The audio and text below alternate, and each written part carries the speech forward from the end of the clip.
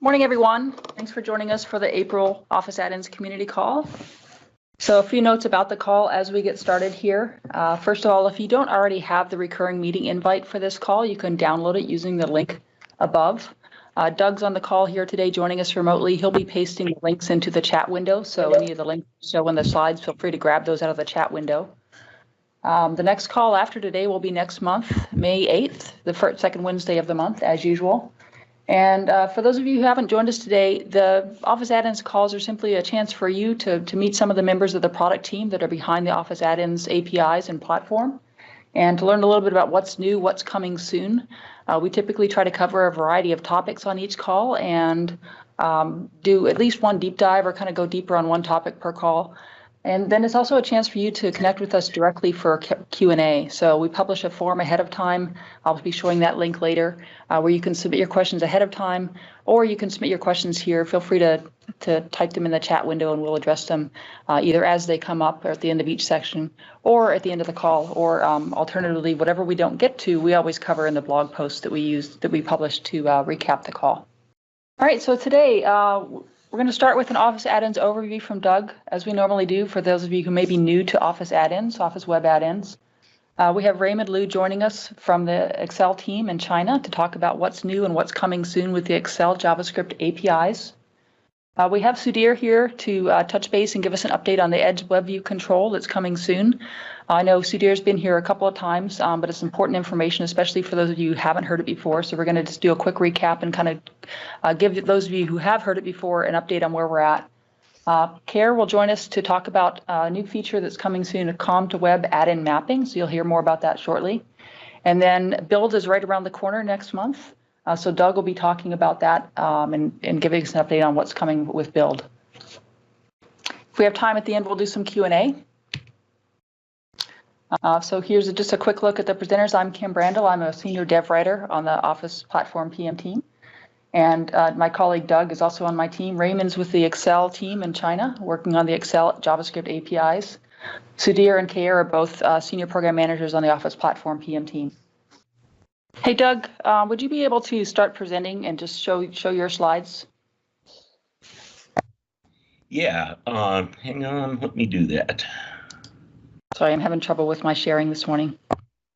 I'm going to, as we always do at the beginning of this call, we give a quick overview of what Office Add-ins are, because we want this call to be useful to those who are brand new to the platform, as well as those of you who know it quite well. So an Office add-in, a current generation Office add-in, is a website with a manifest file that tells Office where that website is. So that's just in real simple terms what it is at a high level. That manifest file, the way you get that file that makes it an add-in, is with our Yo Office command line tool, and I'll be giving you a link to the documentation where you can get that. So the old style add-ins were COM code that only ran in Windows and so on. The big benefit of the new approach is it'll run anywhere Office runs. So you can create an add-in that will work on the Windows desktop, Mac desktop, in the browser, iOS and Android, and so on. And then you can publish that add-in to the Office store. And the way you do that in simple terms is you're just uploading that manifest file to the store. And one of the other benefits of the new approach is once you've stood up your add-in this way, let's say you find a bug you need to fix or you want to roll out a new feature, all you do is update your website. You don't have to go back to the store and republish anything. And that manifest is pointing to your endpoint that suddenly has the new functionality or the fix. So it's a lot more agile and also completely cross-platform. So the things you can do in your add-in, because it's just a website, you can call any web API that you need to use. You can get at Microsoft Graph. And then the thing that we talk about mostly on this call is the Office.js API that lets you get at the content within the documents. So you can get it, for example, read and write content in an Excel spreadsheet or in a Word document, and you can do a variety of things there. With Outlook, you can have an add-in that is for when you're creating a message, or an add-in that runs in the Outlook UI separate from the individual message. Bunch of flexibility there. And if you want to learn more about all this, I'll paste that in the chat window in a minute. But here's where we have all the comprehensive documentation, reference documentation, overviews, quick starts, and so on. A quick aside here for folks, I went through every one of our quick starts here a couple weeks ago as kind of a little exercise, and that was kind of interesting to go through all of them, and we're going to polish up a few things based on that. But I was kind of pleased to find they all work right now. So we have 14 quick starts, 5 of them for Excel, because Excel's where we've made the biggest investment in the APIs, as you'll see when we talk about the Excel APIs a little later. So that's kind of a high-level overview of what the modern generation Office add-ins are all about. Great, thanks, Doug. Yeah, so if you could keep showing the slides, I'll let you drive from here on out. So Cool. we have next we have Raymond Liu. Raymond, are you on the line with us here today? Hello, can you hear me? Awesome. We sure can. Thanks, Raymond. So Raymond's joining us from China to talk about what's new with the Excel JavaScript APIs and what's coming soon. So go ahead, Raymond. Okay, thanks everyone for participating in the community call. My name is Raymond. I'm program manager of Excel JavaScript API team, and I'm honored to join this call from China. As my team is located in China, Beijing, China. And team started in journey 5 years ago. We built an Excel JavaScript API to empower our partners and our Excel developer to build their adding and a solution to enable their customer to do more on a Excel platform. So as you can see, that starting at 1.6, we accelerate our progress to release more and more API. You can see the curve is getting steeper after May 2017. So in next month in the build, we will release 1.9. There will be more than 500 API in this release.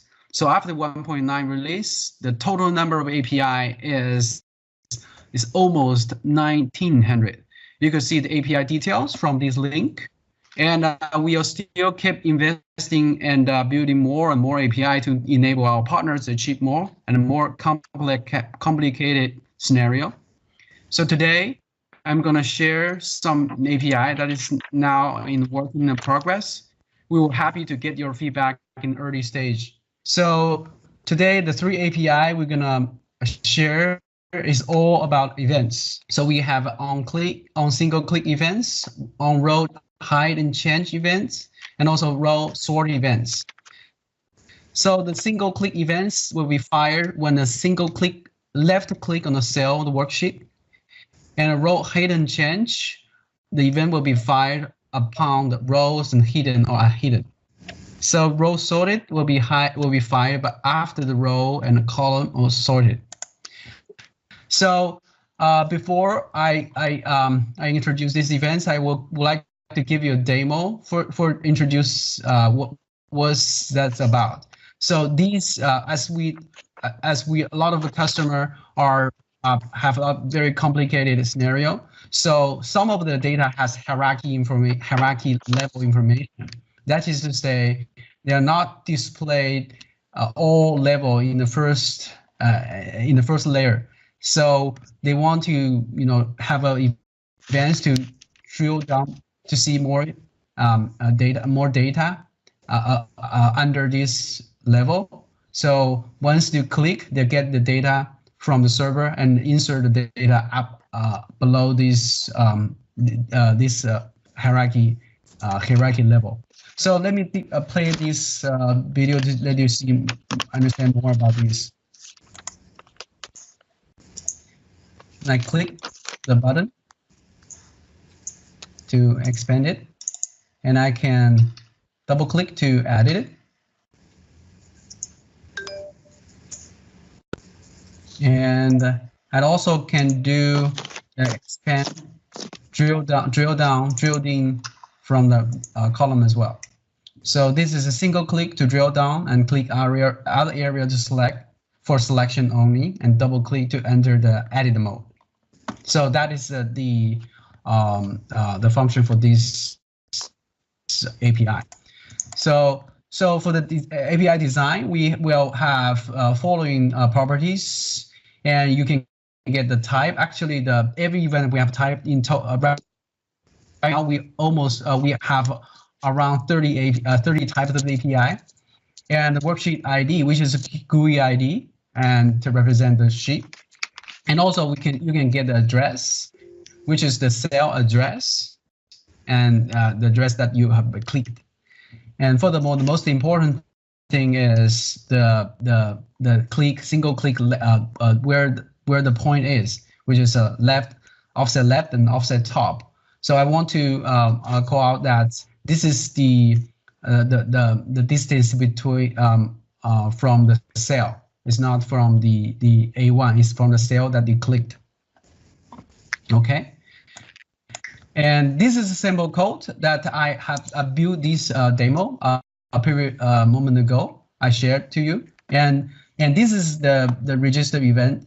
You can use that to add the single click. I can have this function, and then I can do all the logic in this function. And also I just use the mouse left connect the position to define where is the hot point is. If it's in hot point, I will do this kind of action.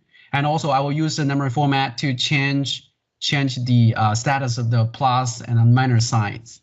So that is the logic for these events. The drill down logic for leverage these events. Okay. I'll play this and let you see more about this scenario. Okay. So when I choose from these 13 to 15, and you can see that this is hide it. And when it hide it, there's log information. So 13 to 17 is hide it here. You can see these event the information from the events. And also I can do some another kind of hide, which is I choose the route height, which is set into 0, which means it's also not be able to display. That is also hide, and you can see that the information is also hide. Oh, sorry, I play it again.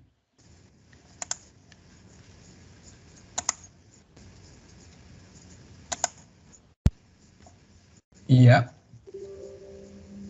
And also that also support our discontinue range.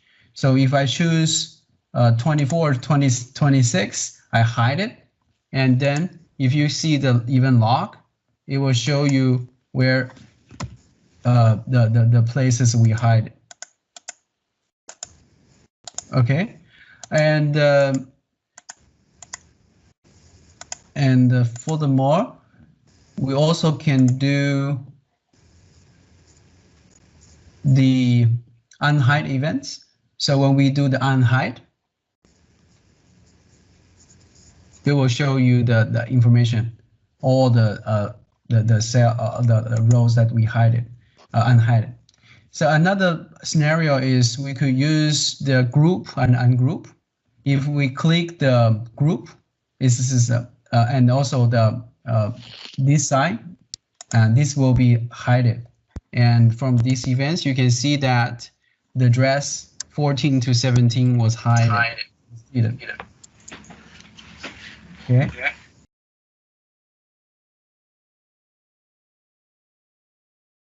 The auto filter, in the auto filter, I can choose the criteria. If it's that one, there are 2 events or 5. One is to hide, and another one is unhide. So that is to say that every action in auto filter, we will need to unhide the previous one and also hide the one that in this filter.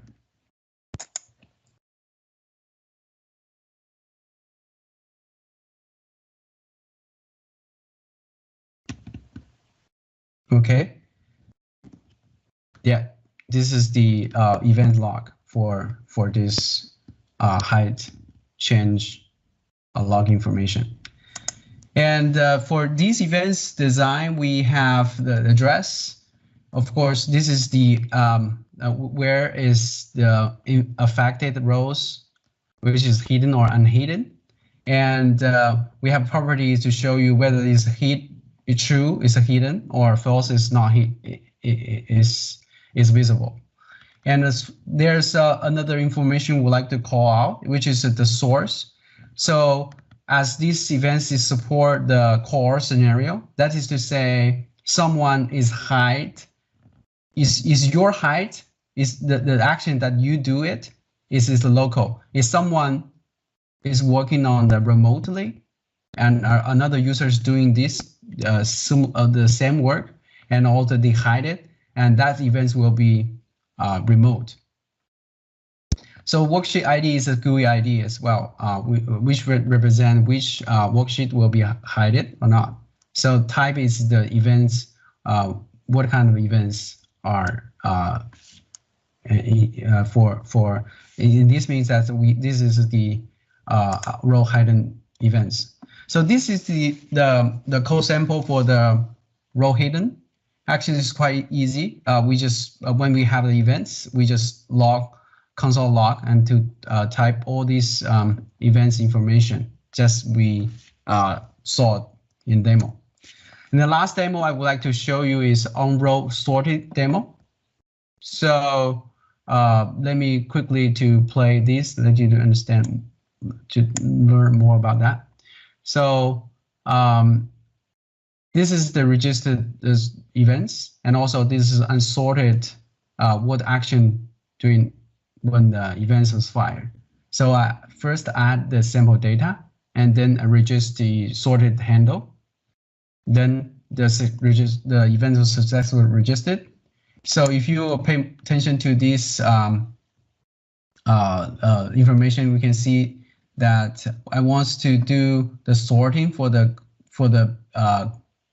quarter one.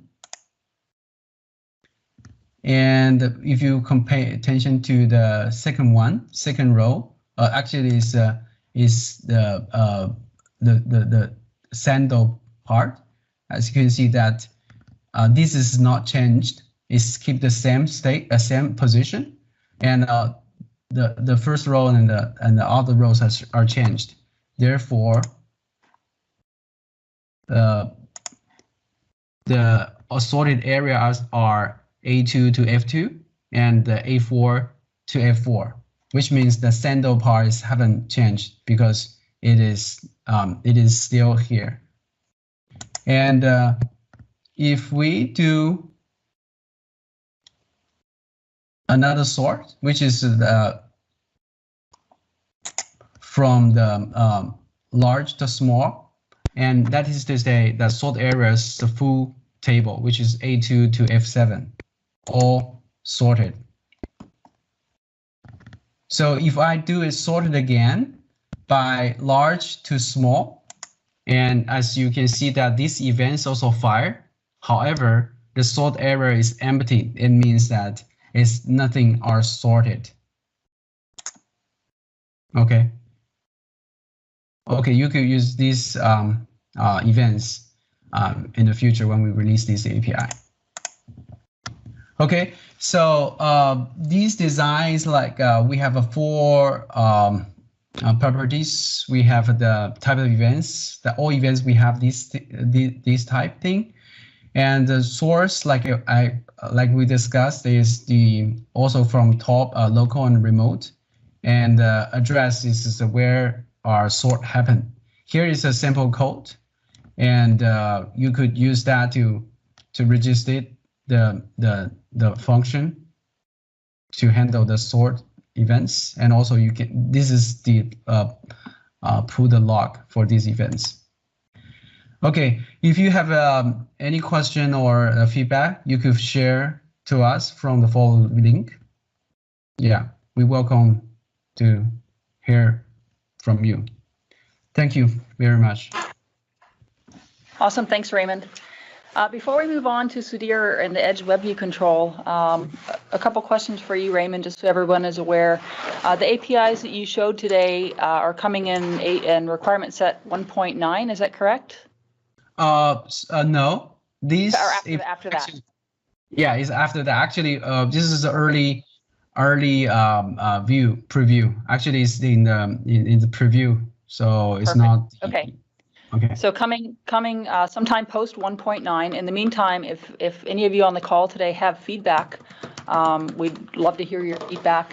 Raymond, would you prefer they add that to the open spec repo? Is that where you'd like them to add the feedback on these APIs that they saw today? Yeah. They could provide the feedback through the link I have shared. Perfect. So everyone, I pasted that link to the open spec, the Excel JavaScript API open spec in the chat window. So if you have any feedback on the design of the APIs that you saw today, we're still, fleshing out the rest of that implementation. So feel free to provide your feedback by opening issues in the Excel, or it's actually Office.js docs repo. That AKAMS link will take you there. So thanks, Raymond. I appreciate that. One quick question that came in on the chat window here while you were speaking. For the Excel JavaScript API and events, do we plan to add more information to data changed event args? Somebody's saying it would be extremely helpful to also get information about what the old formula was and the new formula, not just old value and new value, because in some cases the value may not change, but the formula will have changed. So are we planning, is there any plans right now that you're aware of to add additional information about formulas to the data changed event args? Yeah, I think we will take it into consideration right now. We in 1.9 release, we will release the before and after before value and after value. So for that, the formula thing, we will need to take into consideration. I cannot promise right now when we'll release it, when we will fix it, but we will take into consideration. Okay, great. Thanks, Raymond. And thanks for the feedback there via the chat window. All right, so I'm going to request control, Raymond, if you can let me go ahead and share my screen. Sure. All right, so we're good to go. Sudhir is here to give us an update on the Edge WebView control. Go ahead, Sudhir. Awesome, thank you. Well, good morning, afternoon, evening, everybody. Thanks for joining the call today. Again, as Kim mentioned, I'm a program manager on the Office platform team. I've been here the last couple of months talking about the Edge WebView control. Just wanted to come back over here and talk to you folks about it again. Just a quick show of hands or yeses or nos in the chat window. Have folks been testing with the new Edge control? Have you been successful so far? Can anybody chime in and say yes, no, maybe? Okay, well, I'll let you folks chime in as I keep talking about this, but I'd love to know if you folks on the calls are being successful, sort of testing with the new Edge WebView control or not. But let me get started with sort of the context and what we're trying to do over here. As you may already know, for Office web add-ins, we use the web control that's available on the platform today. So, for example, on Win32 today, we use the Trident or the Internet Explorer web control to render your web add-ins. On Mac OS, for example, we use the Web2 control, and so on and so forth. So that's sort of the context of how Office add-ins are run on a particular platform. With this new change, what we are looking to do is to actually bring in the Edge WebView control to be the control, the runtime, if you will, that runs your Office add-ins. Edge WebView, as you know, is the modern web control that's currently available on Windows 10. It is way more performant and standards compliant than the current IE Trident web control that we use. It also supports the latest ECMA script, that's the JavaScript specification. So again, much more modern than what Trident is able to do today, and that's the thing that we want to start using for Office add-ins. You'll see that starting Windows 10 version 19XX. I believe the current version that's available out for insiders is 1903. We are using the Edge control as the default control for Office add-ins. Also, you'll need the latest version of Office. This is the earliest version where we've started using the Edge control as the default control for Office add-ins. But again, we'll talk about sort of how to go out and get the latest Office and Windows versions in just a bit. But you want to make sure that you get the latest control because we've fixed a bunch of bugs in the newer versions of Office, if you will. So anyway, the gist of this is the Edge control is the new modern control, and in the latest versions of Office and Windows, that is the control that we're using to render your Office add-ins, render and run your Office add-ins. Can you go to the next slide for me, Kim?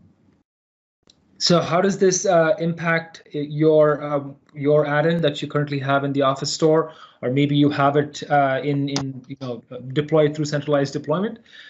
So again, as I said, starting the Office version 16.0.11425, we will be using Edge control as the default control.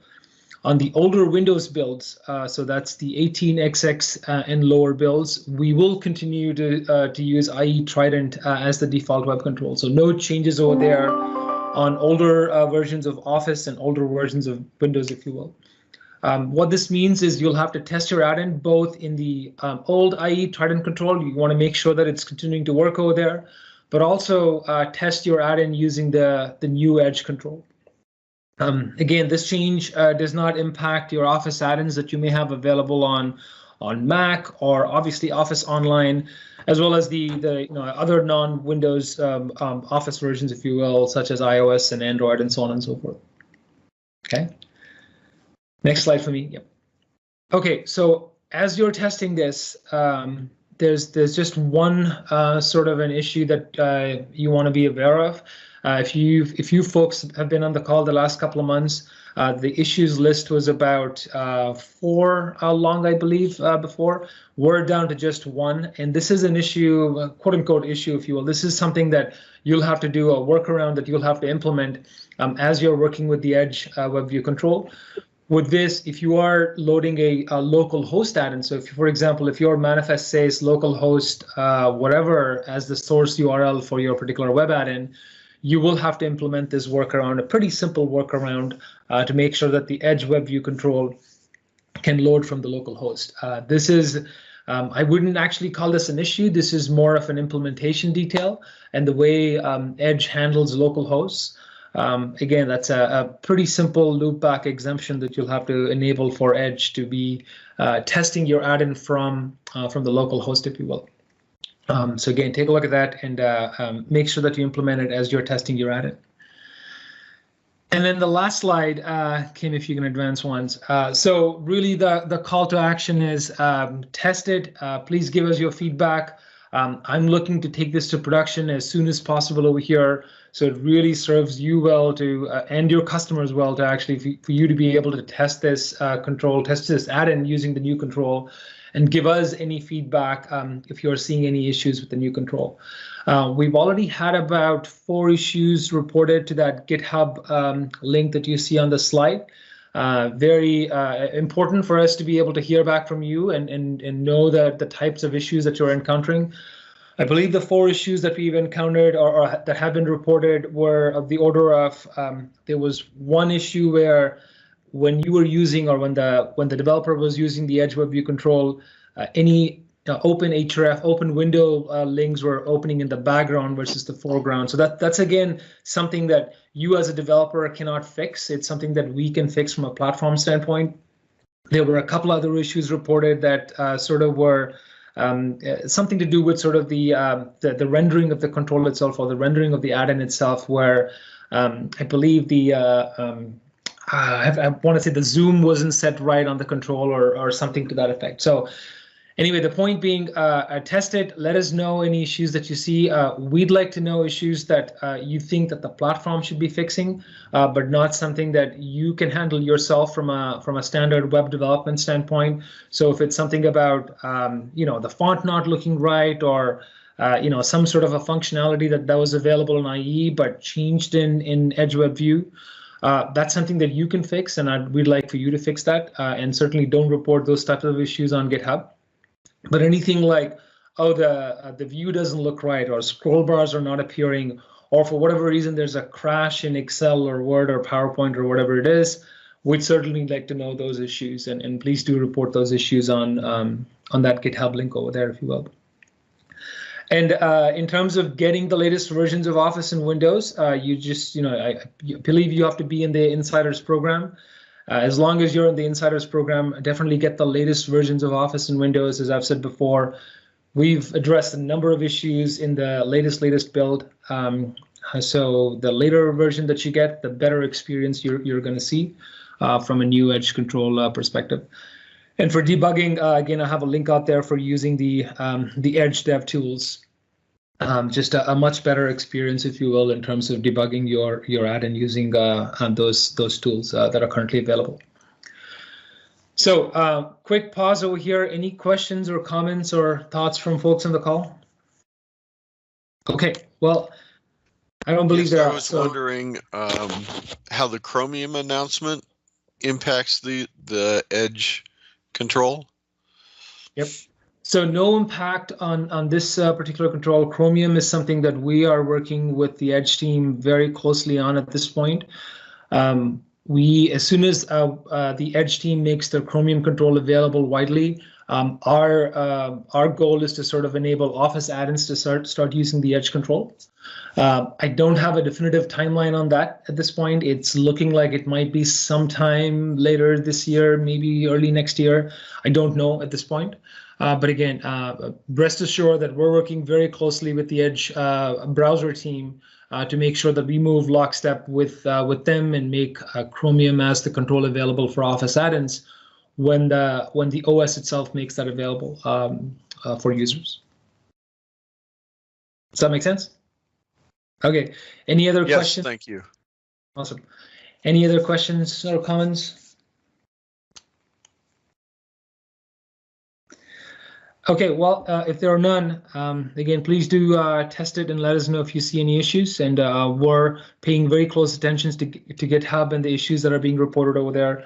Again, appreciate all the feedback so far, but do keep it coming. And we are looking to take this live over here, hopefully in the next few weeks or so. Thank you. Great, thanks, Sudhir.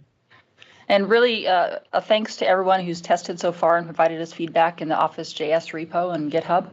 As much as we test things internally, there's really no substitute for real-world testing and feedback. So we really appreciate you guys chiming in there. All right, so next, Kair is here. He's joined me in the room. He's going to talk a little bit about the Com2Web Addin Bridge for UDFs to custom functions. Cool. Let me share my screen.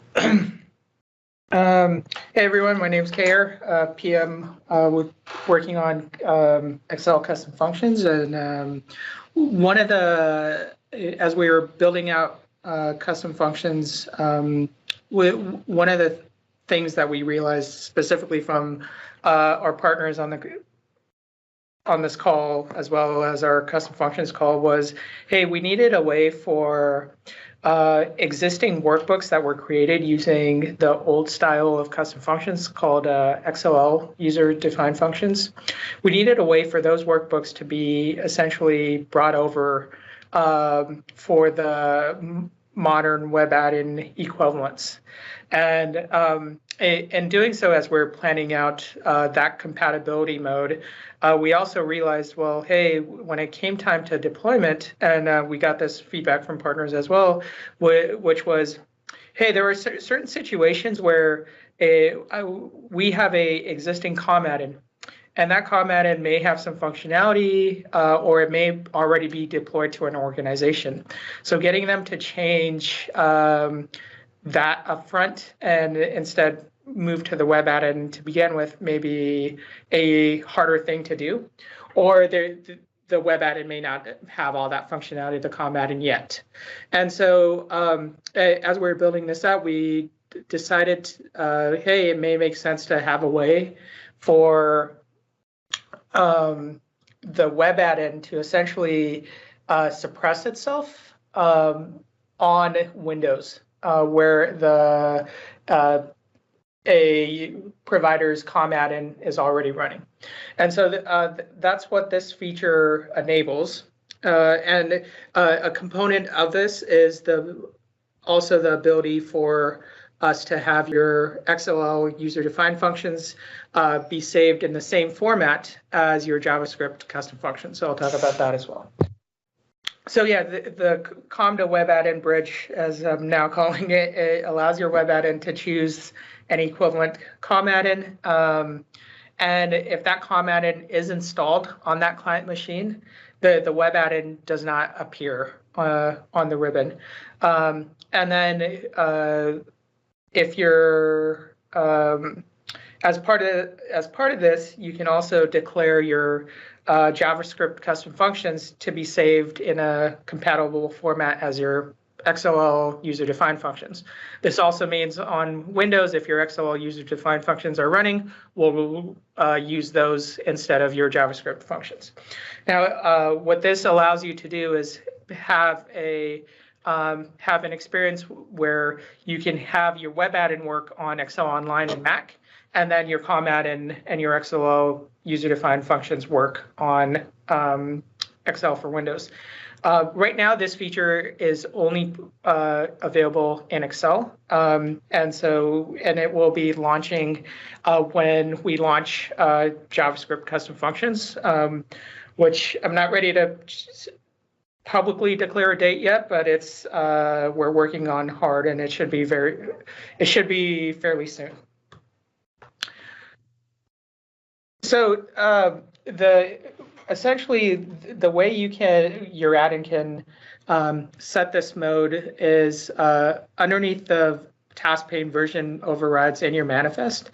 You need to add this equivalent add-ins node. And there's two types. There's one is if it's your COM add-in, you just specify the prog ID, and this will say, hey, Excel, don't show my web add-in UI if this if this prog ID is loaded. The second is the equivalent add-in name. So here. You just say, hey, your type is XLL instead of COM, and XLLs don't have a prog ID, so you just specify that file name. All right, so let me jump into a quick demo. And the demo I'm going to show here actually involves a partner's add-in. And they gave me permission to demo this, so thank you, Solver folks. So I'm going to go insert their add-in. So they actually have two add-ins, but right now I'll start with their Analytics Solver add-in. And the Solver is a add-in delivered by Frontline Systems. They are actually scheduled to come and chat more about their integration and their scenario, I believe, in June. Yep. So I'm going to save that for them, and I'm just going to demo the JavaScript custom function and COM component part. So what I'm going to do first is I'm going to pick an example model. And they have some great examples here. So I'm going to choose a Monte Carlo simulation because I know these have some custom functions. And what's a good one? All right. So this scenario is, hey, I have 2 young kids. I want to know how much money I need to save for college. Come on. Is that loaded? So what I'm going to do instead is I'll just use a sample function here. So they have a few functions. These functions will, by default, return #NA until you run a simulation. But just for demo purposes, I'll show here. So this is a JavaScript custom function. Actually, they'll return pound value. Oh, this one. OK, so we have a JavaScript function executing. And let's go and open this workbook inside of Excel. So I click open in Excel.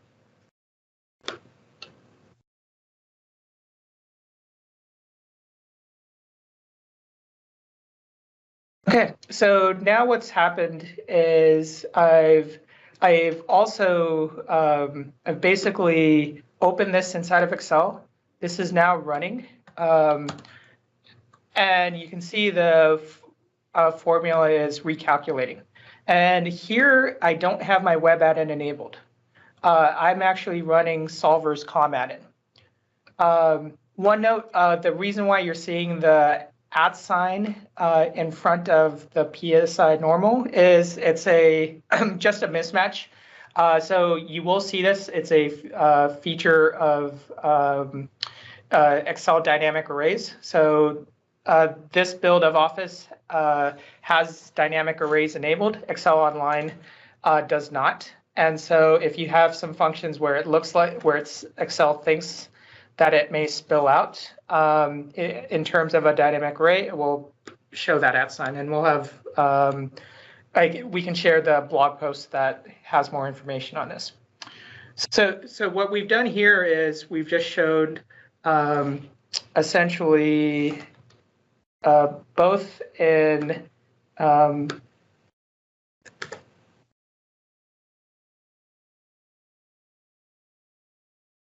so now I have two versions of my add-in running side by side. One is a COM add-in, another is my web add-in. Quick note, each instance of Excel gets its own calculation engine, so that's why the values you're seeing are different. The other thing to demo is, and I don't have my Mac on me as well, but it would essentially be the same behavior as Excel Online. Now, let's say I have my COM add-in installed and I want to, if a user goes and tries to install the web add-in. So this is one of the reasons why we ask for that prog ID. So if I choose to install that add-in, what it will do is it will essentially add a pointer or create a call out back to your COM add-in. And this is just to help the user understand, hey, that add-in is already available.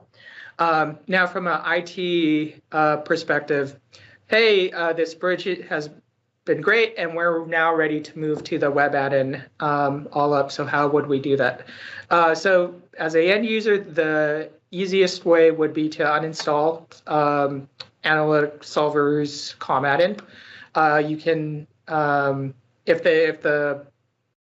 if you provide a uninstalled MSI, they can use that. Likewise, they can go into here and they can choose remove add-in. And so this will remove that add-in. And let me close Excel and let's try to open that again.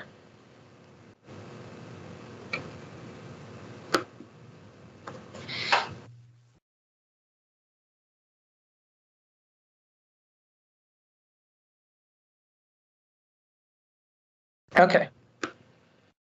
So now that this may have been hard to see, but now this is using Solver's web add-in. There was another tab here that had a Solver home. And let's see why that didn't show up. Okay, that's interesting. I'll need to check on whether that's desired or not. But in a nutshell, that's essentially how the COM to web add-in bridge works. And I did want to just share a few different limitations here. One other thing. So I showed how a individual user can disable or remove the COM add-in. There will be a group policy setting that you can set, so your IT doesn't have to tell all of their users to uninstall the COM add-in. There should be a group policy with the value that removes that COM add-in as well. Okay, back to the slide deck. All right. Now, on the custom function behavior, I did just want to call out a few notes or differences that we had. So just to begin with, JavaScript custom functions actually by default save in a new file format than the existing model. The big reason being is we needed to save it into a new format to support localization. And we're Microsoft. We believe in inclusion, and we believe in making sure anyone across the world can access your custom functions. Now, with XLL UDFs, there wasn't a way to localize those functions other than to register those functions individually, and they would be saved in the localized version. And so that's why one of the main designs had a new file format. But however, we realized for existing XLL or existing providers with UDFs, we needed a compatibility mode. So this table just calls out some of the notes that you would get. So the column of interest is the one in the middle in terms of a few different considerations. So we only support this mode in the new file formats. Excel add-ins don't work in the XLS format. One of the benefits, like you of course get the autocomplete, the ability to do streaming. You won't get the localization capability. So in this mode, you're basically going to want your name and your ID of your custom functions metadata to match. And one of the things that for partners who have been building on custom functions is we'll have this notion of requirement sets, which are requirement sets are just groups of capabilities based off of versions. So if one of the limitations with us in supporting this compatibility mode is it will be scoped to the functionality that we have in the 1.1 requirement set. So it's essentially the stuff that we have been working to GA towards. The other note is VBA is not supported. So VBA user-defined functions, or if you have UI highlighting VBA, that's not supported yet. And yet meaning it's not in our plans, but if we hear a bunch of feedback on it, we can evaluate that. So yeah, that was essentially it. It should be rolling out on Insiders. So the 14.2.5 plus build should have it. Same with the Edge WebView control. On the Mac, this behavior is also in that build. We just are working to turn on the feature. So we expect that to be turned on by end of week.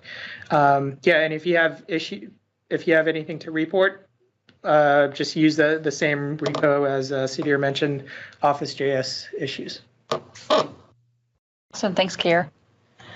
So we talked today, Kier, in terms of primarily Excel, because that's where this feature, this web Addin Bridge is going to initially be available. Right. Presumably, fair to say there are plans eventually to make it available across other hosts. I know somebody commented that they would love to see it in Word. Yeah, so we will be eventually making this capability available in other hosts as well. We're just starting with Excel. Yeah, exactly. Yeah, awesome. Good stuff. All right, I'm going to go ahead and request control. And next, Doug's going to just say a few words about Build, which is less than a month away now.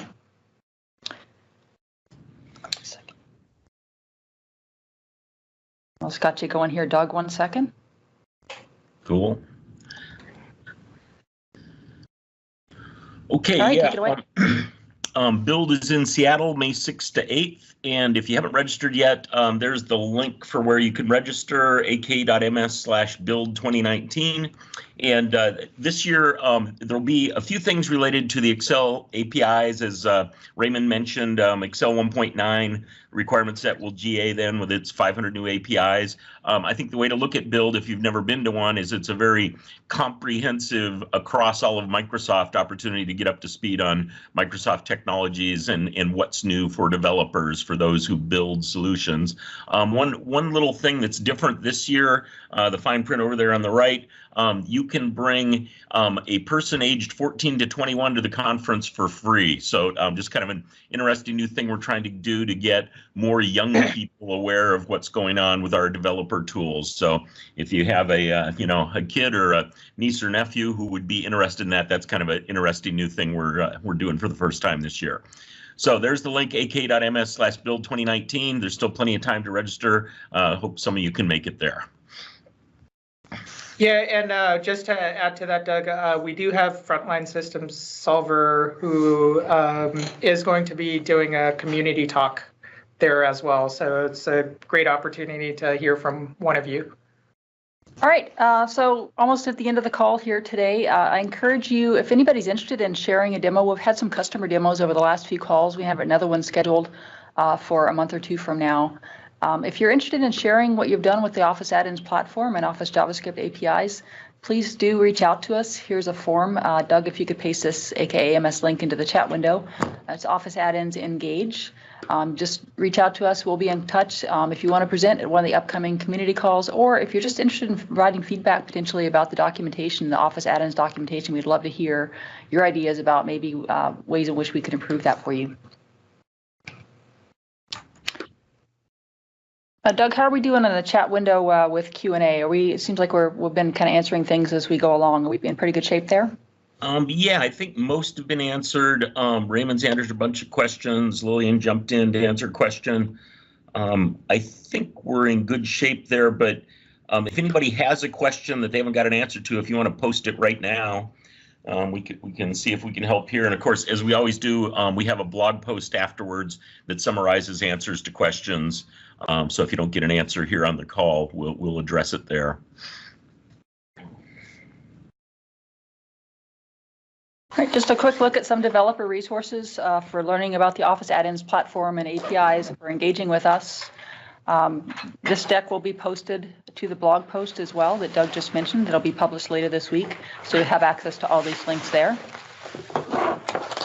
And that brings us to the end of today's call. Thanks everyone for joining us. Our next call will be on May 8th, second Wednesday of May. If you want to submit questions ahead of time, please do so using the AKA-MS link here. And if you don't already have the invite, go ahead and add it to your calendar using the last link on this slide. Thanks for joining us, and we look forward to seeing you next month.